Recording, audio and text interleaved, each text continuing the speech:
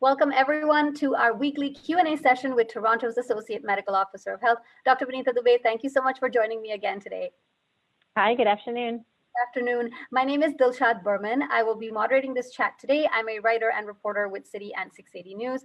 The way this works is we have been collecting your questions all week, and we're going to present them to the doctor today. She's never seen them before. If you haven't had a chance to submit your questions, you can still do so under this live broadcast, and we're going to try and ask the doctor as many questions as we can in this short 30-minute window that we have. We're going to get started with our submitted questions, and a maximum number of them are about vaccines once again this week. So let's start with vaccine questions. Doctor, you ready? Yeah, let's go. All right, let's start with Captain Bruce. Captain Bruce asks, will the person giving the shot sign my international orange vaccination card? Does public health still stamp these cards? So when you go to a vaccine clinic in Ontario, they actually use this system called COVAX. It's an electronic system. It's a registration system actually to record that you received the vaccine. And as part of that system, at the end of it, you will get a printout with a recording of your vaccination. So you can actually keep that inside your vaccination card. You can glue it in, staple it, or however you want, and that will be your record. Okay. And then LP, this is from Twitter, so it's LP Keep Kids Safe asks, postal codes all around me and across the street from me are allowed to get vaccines now. When will Toronto be open to all 50 plus and below? We don't live in a bubble in our postal code, and we're exposed in Toronto every day. Okay, yeah, so good question. So the postal codes were defined by the province. So they were based on data that the province had about COVID and essential workers, and there were a number of factors that went into it. And so that's how the postal codes were determined. So just to let you know that there was a process for it, and fully recognize that, yeah, in Toronto, while 50 or so postal codes were identified, many others were not. So the goal is to get those in those postal codes vaccinated because they are higher risk. That has been identified. But eventually, yes, everyone will be eligible for a vaccine. Right now, they're doing a Toronto and Peel's hotspot postal codes. They will then go to the other postal codes hotspots in other parts of the province. Right now, I don't have any information from the province to say that, well, all of the other postal codes in Toronto will be vaccinated. You'll have to wait to see what your specific eligibility might be, but hopeful that by June or the latest July, everyone will have access to the vaccine. Okay. And then Will asks, can someone who's been fully vaccinated still be a carrier of the original COVID strand or a variant and then pass it on to somebody else? So it's not very common. If you had COVID, you're considered contagious, in which case you could pass the virus on to others for those 10 days. If you had a weakened immune system, you might be able to pass it on for longer. But beyond that, it's not likely. I haven't heard of any reports where someone had it and then 3 months later, the same virus were contagious for it. That's not something that I've heard of. Okay, and actually we have a live question coming in from Bruce, and this is a question we've actually seen a lot coming up just in our interactions with people online. Bruce asks, where do I find out more information about the mobile and pop-up clinics that are vaccinating people 18 and over? The province directed me to ask the city directed me to ask the province. Are these mobile units posted somewhere? How will I know when one is nearby? Okay, so the most important thing to know is that if you're 50 plus living in one of these hotspot zones, you can book already at a Toronto Public Health Clinic if you live in Toronto or by calling the provincial booking system. If you're less than 50 but living in one of these hotspots, it's going to be based on the mobile clinics. The mobile clinics are actually going to be done based on where the needs are in that postal code. As someone had said, well, other postal codes are not identified. And even within a postal code, not everyone within that postal code is considered to be at the same risk. And so based on working with community groups, with the hospitals, the Ontario health teams, they're deciding which mobile clinics to have and to have available to these hotspot neighborhoods. And so it's those specific clinics will be reaching out to who the population that they are trying to reach directly. And so that's how you might know if you're in one of these specific groups in one of the neighborhoods and in that age group, that's right now how the communication is going to go. Okay, so recently we had in three downtown hotspots, really, the UHN was signing up people for pre-registration, 18 to 49. And then, of course, we saw today that they've said that they don't even have enough vaccines for all of the people that pre-registered. So is this going to be a pre-registration process for the mobile clinics as well, or are they actually going to reach out to everybody in those neighborhoods that are eligible? So it will be up to the hospital. It's the hospital Ontario Health teams that will be doing most of the mobile clinics. So Toronto Public Health will be doing some as well. So it will be dependent clinic to clinic based on the area that they're serving. Okay, makes sense. And then John asks, my parents have been in Canada for 6 months and will be leaving back overseas in a month. They want to get vaccinated now, but are worried about potential problems with getting the first dose in Canada and then getting the second dose of another brand in their home country. Is it okay to mix doses from different brands? So right now, there is no recommendation for starting with one series and finishing with another. It is recommended whatever dose you start with, you complete the series with that. Now, recognizing there may be logistical challenges for that based on someone's personal circumstances, then the next principle is we'll try and get the same type of vaccine. So if it's a messenger RNA vaccine, a messenger RNA vaccine, if it's a viral vector, that kind of thing. So that's the guidance that's available right now. Okay, and then sorry, so Bruce just has a follow-up question to his pop-up clinic question here. He says to follow up, the hospitals and groups will reach out to our condo, for instance, like specific buildings.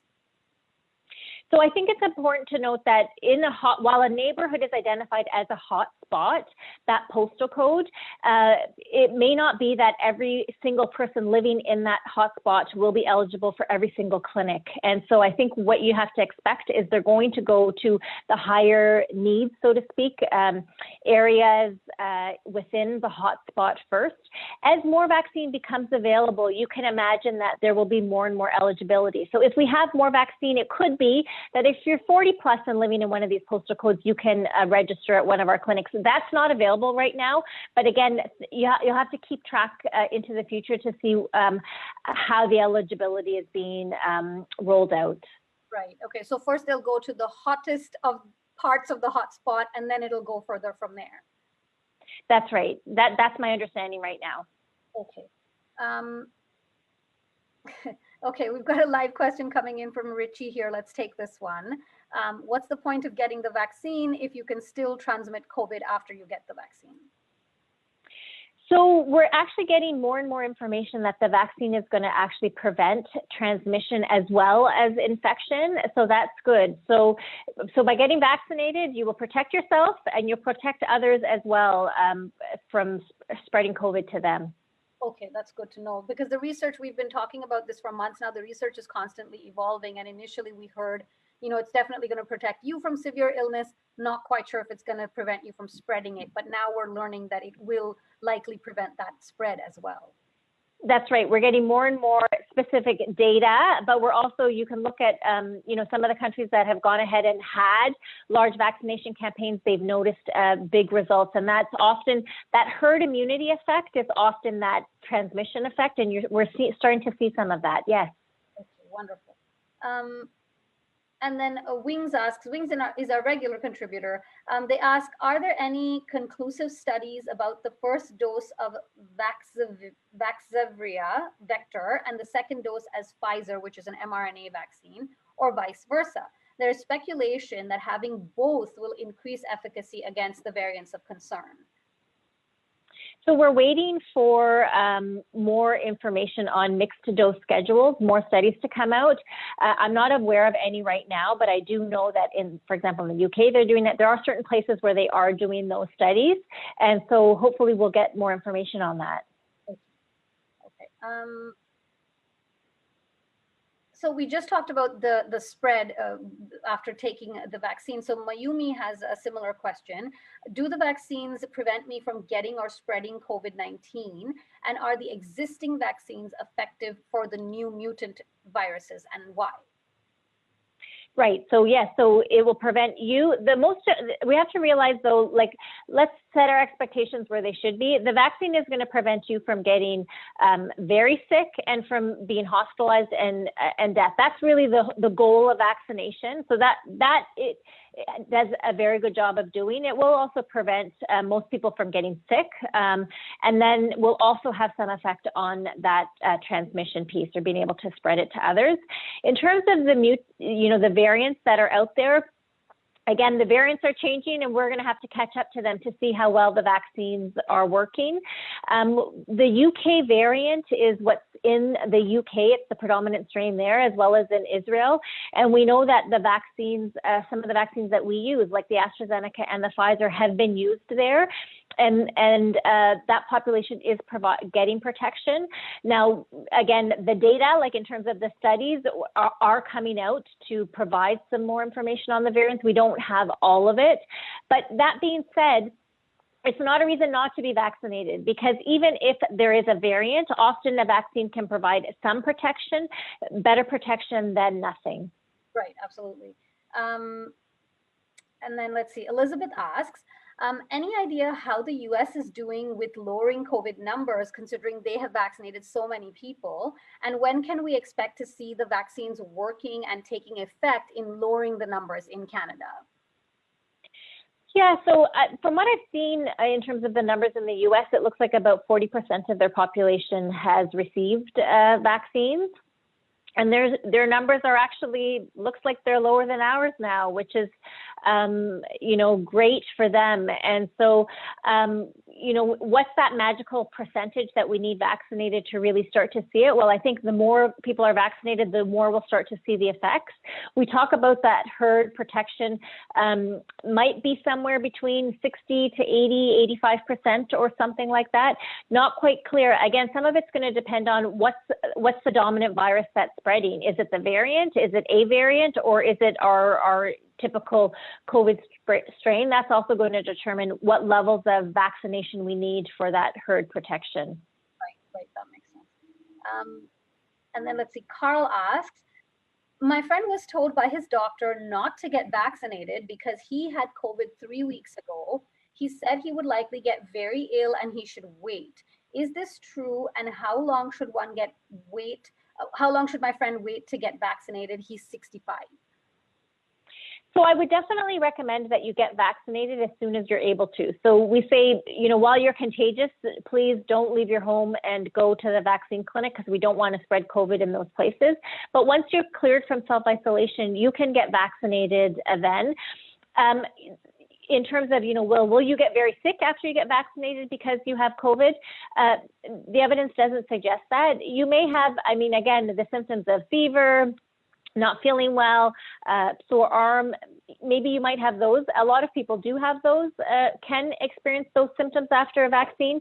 The vaccine can sometimes act as a booster from your first infection, and can give you more of that long-lasting immunity, because we know that your actual infection, the immunity could wane within 3 months or so. Right. And doctor, you had mentioned that there were studies going on regarding giving people who've had COVID already just the one shot of the vaccine as sort of a booster. Is there any more, conclusive evidence regarding that? Yeah, so we don't have any recommendations for Canada just yet. Like France had made that recommendation. We don't have any here yet. So I think, again, yes, that's a good point to bring up, that more to come on that. Maybe if you had COVID, maybe you only need one dose. And so I think we'll be able to provide some more guidance in the future. Okay. And then lots of questions about the 4-month gap, which is very much on everybody's mind. Deborah asks, when can I get my second AstraZeneca vaccine? They're not waiting 4 months in the US. So with AstraZeneca, actually, the longer interval, so in the product monograph, it talks about 30 days to 12 weeks. And there are some studies that have shown that the longer interval, the 12 weeks, actually gives you the better immune response. And so there actually may be benefit in extending that interval, especially for the AstraZeneca vaccine. I think what's important to know is as we get more and more vaccine supply, we can shorten that interval. The interval, 4 months, is very much about saving as many lives as we can. We have more data on that, more modeling to suggest that we can actually prevent 10% more deaths if we give more people a single dose. But if we get enough vaccine, if we have enough supply, then we can shorten that dose as well. And so Cami asks again about this 4-month gap. Are there any concerns that should supply chains of vaccines falter, that second dose may not be administered within 4 months? And if that were to happen, would the antibodies deteriorate to the point where we would have to start from scratch again and take the first dose again and then take a second dose? So you won't have to repeat the series. There's not likely to be that recommendation. I think the supply seems to suggest that we're going to get that much more vaccine as time goes on. So hopeful that we won't have to extend more than 4 months. I mean, that would be an extreme situation right now based on the way the scenarios are looking. What we do know, though, is based on, again, I talked about that modeling data that was done from the Public Health Agency of Canada that actually showed even extending out to 6 months can provide good protection as well. And again, remember with your vaccine immunity, it doesn't just drop off. If it goes, it wanes slowly. And so it would take many, maybe even years, I don't even know, months before your immunity went down to zero. And so if this worst case scenario happened and you got your vaccine at 6 months, that 6 months again boosts you to get your immunity back up. Okay. Joe has an interesting question. Again, this is about age groups and when people are going to get vaccinated. Both my parents are vaccinated. One is 80 plus and the other is 75 plus, and I live with them and we live in a hotspot, but they do go out and shop in the community and can possibly bring back COVID-19 to me. I cannot work from home. I'm working retail, and I am within the 40 to 49 age group. With my work, I can't really chase down pop-up clinics and mobile clinics. So what options do I have? So right now your option is to wait, and as we do more groups, we will be able to open up more age groups down. And so what I would definitely recommend is keep doing your public health measures. So meaning wear your mask, keep your distance, stay at home as much as possible. I mean, those still do work. They really do work. To help prevent you from getting COVID, especially until you can get vaccinated. Right. Anna asks, our vaccine task force changed their recommendation on AstraZeneca several times, and now it's recommended for people only above 55. With the risk of the clotting disorder and even death, this is the vaccine that people do not want to take right now. Is this the right time to pause that vaccine rollout until further investigation? So this is under active discussion at Health Canada, looking at the product label and through the National Advisory Committee on Immunization, absolutely. I think we have to be able to not just look at the vaccine and this rare event related to the vaccine, but also look at COVID. And our rates of COVID in the province are the highest that they've ever been in the past year. And so we have to be able to recognize that we're right now in a crisis for COVID and have to take measures to be able to prevent as many cases as we can, to prevent people from dying of COVID. And so I think that's what we have to look at. It's not just about this one vaccine that has this one rare side effect. Right. And again, more about age groups. So Anonymous asks, why is it up to the public health unit to decide on when to open certain age groups? I've read that in Toronto, it's now open for people of any age group to pre-register for vaccines. In the Guelph area, it's open to 18 plus. Anonymous is in the Kitchener-Waterloo area, and they're still at 55 plus, or for certain conditions. So why, firstly, the first part of the question is, why is it up to public health units, like specific public health units? Right. So actually, a lot of it is based on the risk within who's the highest risk within the public health unit. And so you'll see in Toronto, it's 50 plus. you can book an appointment at a Toronto clinic.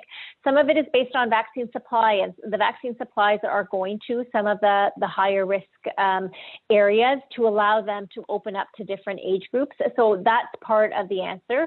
The other part is based on, often it's the vaccine supply that is the biggest limiting step. The vaccine capacity, like, clinics to be able to book people in, seems to be very good, and places can actually manage that. It's really the supply, how much vaccine is coming into each of the health units, that is the biggest determining step.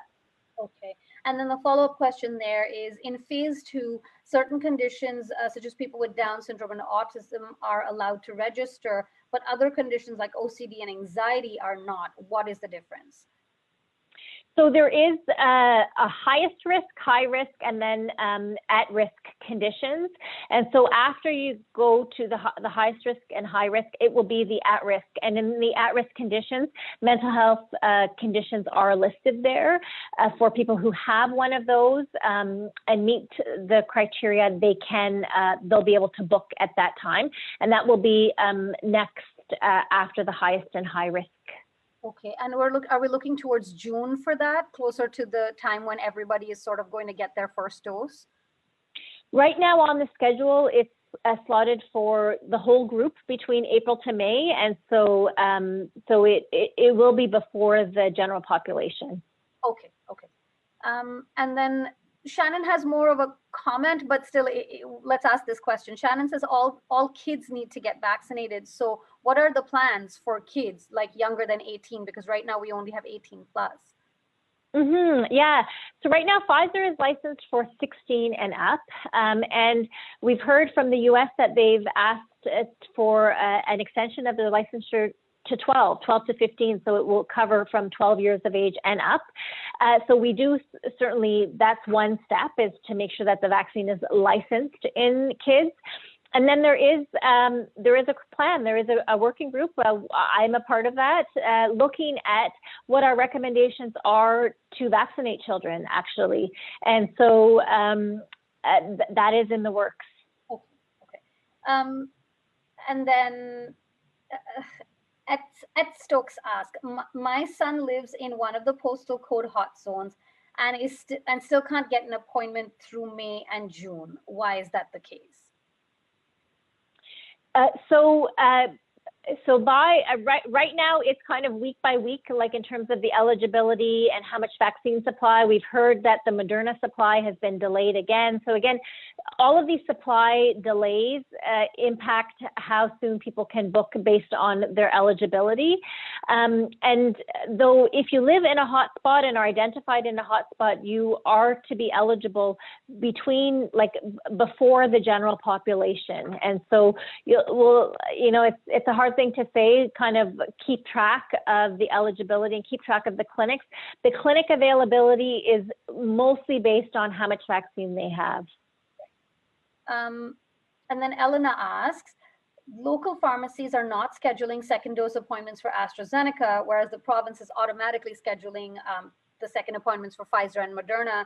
Why is this the case, given that the Ministry of Health has advised scheduling second doses at the time of the first dose? Yeah, so pharmacy appointments that have been, or vaccinations that have been done, will be going into this provincial registry, COVAX, which I had talked about earlier. And so based on that system, you will get a second dose appointment. If you haven't heard yet, I would follow up with your pharmacy. Right. This is interesting. Anonymous asks, is there something wrong with the AstraZeneca and Johnson Johnson vaccines? Why is it that they seem to be causing blood clots and the other vaccines do not? Is it something to do with how they are made or the mode of use, like mRNA versus adenovirus? So I think this is actually the million-dollar question. This is what scientists are trying to figure out. What is it? First of all, is it the vaccine that's causing this? If it is the vaccine, what is it about the vaccine? Is it both vaccines, the AstraZeneca and the Johnson and Johnson? If so, both of them are these viral vector vaccines. They use the adenovirus and inactivated adenovirus vector. Is it part of that? So they're trying to pinpoint what is exactly going on, but haven't been able to do that yet. And so I think as we have more information, more analysis, more investigation, we should hopefully be able to come up with more. Right. And here's another one, another anonymous one. A friend of mine is living in a long-term care facility while recovering from a stroke. As far as I know, all the residents have had both shots of their vaccine, yet they keep having to get tested and self-quarantine as staff or visitors to the facility have tested positive for COVID. So why would they still need to isolate if all of the residents have been given both shots? So, again, the long-term care homes are, we have to be extra cautious in these places. We've seen throughout the pandemic that outbreaks can actually spread quite quickly. People can die quite easily. We have certainly seen a very dramatic improvement with the vaccines, but now we have variants. And so variants are, again, another reason to be a bit more cautious in these settings that, how well do the variants provide protection? Again, we're trying to answer that question. And so in the meanwhile, it's a more conservative approach. Right, yes. And honestly, at this point, better safe than sorry, right? Like more conservative is better than trying to take those risks. Yeah, exactly. And we've seen, again, some of these variant outbreaks, like I think we all remember Roberta Place in Barrie, and it can spread quite quickly. And so, when you're vaccinated, you're not expecting that, but even still, we don't know enough right now. And so again, it's that better safe than sorry approach right now. Right, absolutely. And we have about 5 minutes left, so we're going to keep going with our vaccine questions here. Angela asks, what vaccine is being given at the Toronto pop-up clinics for 18 to 49-year-olds? Not much information is being provided about what vaccine will be given in those pop-ups. Right. So I can't guarantee what vaccine will be provided, actually. So the vaccines that come in every week. I think what you can be sure is that AstraZeneca is being given to 55 years and older. So if you're younger than 55, it won't be AstraZeneca, and then it will be either Pfizer or Moderna. Right. Okay. And then Meg asks, why aren't daycare staff being vaccinated along with other teachers? Schools are closed, but daycares are not. And we work physically closer with the children. Right. So right now, daycare staff are eligible as essential workers, which is mid-May eligibility. In general, it will have to wait for provincial announcements to determine if childcare workers will be getting the vaccine before mid-May. Okay. And then we have a little bit of time, so we're going to squeeze in a few non-vaccine related questions here. This one is from Twitter, so the person's handle is RGDRN. They ask, since the variants seem to be attacking younger adults worse, can we expect this to develop into a variant that will eventually affect children worse? And if so, where does that leave us with regards to vaccines for children, like we just talked about?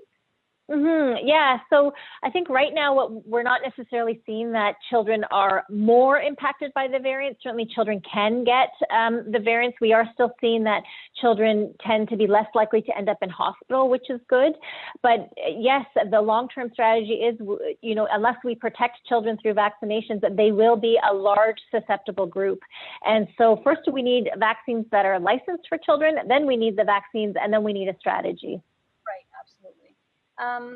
And this is a good one about variants. Angela asks, what is it that makes the variant viruses more contagious? Is it airborne longer? Does it last longer on surfaces? Why is it more contagious? Yeah, good question, Angela. I'm trying to kind of pinpoint what is it. I'm not sure that it's the surfaces that are the reason why. It could be viral load, like because when someone is contagious, they have that much more virus on them, so that can spread. And that's why if you're not wearing your PPE or your mask or whatever properly, a little bit might be enough to make you sick. So there are a number of reasons why it could be the case. I don't think we've pinpointed exactly why these variants spread more. We just know that they do. Okay. And then Dave asks, how do you tell one variant from the other? So actually, it's based on laboratory testing, really looking at the genes. And so the test that we have in Ontario looks for a specific gene. That gene is present in variants and then goes on. You can actually do full genomic sequencing, if that means anything to you, to check to see which exactly the variant it is. Okay, and then just 1 minute left. So let's get to this one. Are pregnant women more at risk to get COVID-19? Would you recommend any extra precautions for pregnant women above the government recommendations for the general public? So pregnant women are not more at risk to get it. Like, I think your risk will be based on what you're exposed to, where you work, where you live, who you live with. But if a pregnant person gets COVID, they can get a more severe infection. Right, and so vaccines are recommended now for pregnant women, correct? That's right. So the Society of Obstetricians and Gynecologists of Canada and many other groups are recommending that if you're pregnant, that you consider getting vaccinated because it is recommended for you.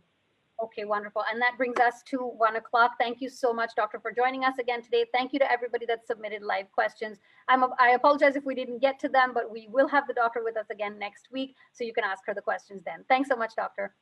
Okay, bye-bye. Bye-bye.